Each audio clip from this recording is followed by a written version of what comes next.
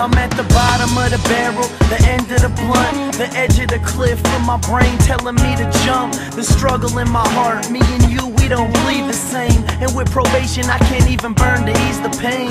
American snowboarder Kevin Pierce remains in critical but stable condition tonight after a training accident yesterday. I'd been working so hard for that, and I just wanted to make it to the Olympics. I was just lying in the bed and watching it. It was just, because I was kind of with it then. I was out of my coma and like kind of knew what was going on. Not really well, but I could tell. To be watching it was just such a weird feeling to see those guys there. Just wishing I was there, and instead I was lying in a hospital, half dead. I was in my hospital bed in Denver, Colorado at this where the first rehab hospital was. He was wearing a helmet at the time, but still sustained some serious injuries. Pierce was considered a favorite to make the U.S. Olympic team. It was really the only thing I cared about. And I just came up the other day for the first time with my car, and I was looking at the half pipe, and it just is so weird to kind of see it and just know that I'll never be back in there. And I don't know if you guys know, but I never get to do contests again after this, and so it's just so weird to know it so well and kind of know exactly what's happening, but just know that I'll never get to do it again, so it's a crazy feeling. Well, it was almost a year ago that snowboarder Kevin Pierce's life changed forever. After suffering a horrific crash that kept him out of the Olympics, he's made it back to watch his first contest since the injury.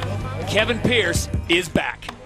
Yeah, you know, it sounds like I'm doing really well, and I think it kind of mixes over with the competitive side of me, which kind of got me so far in snowboarding, is that I kind of always did everything to the limit and always did everything as well as I could. And when I'm in a therapy class and I don't do something right, I'll make the therapist let me do it over and over again until I get it right.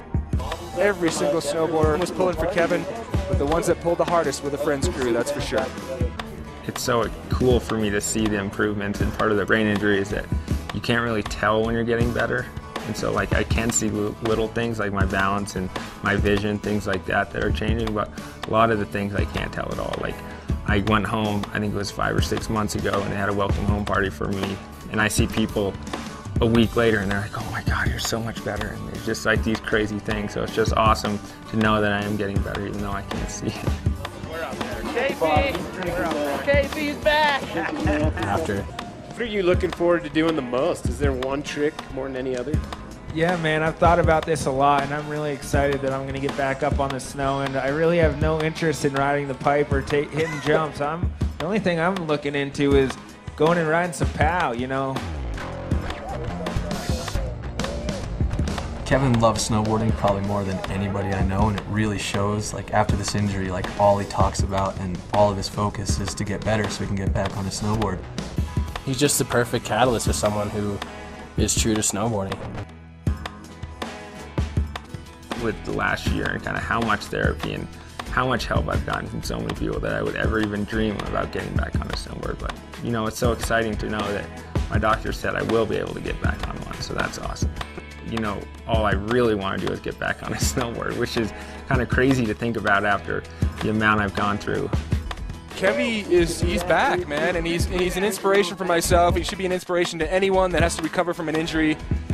Positive outlook can do absolute wonders.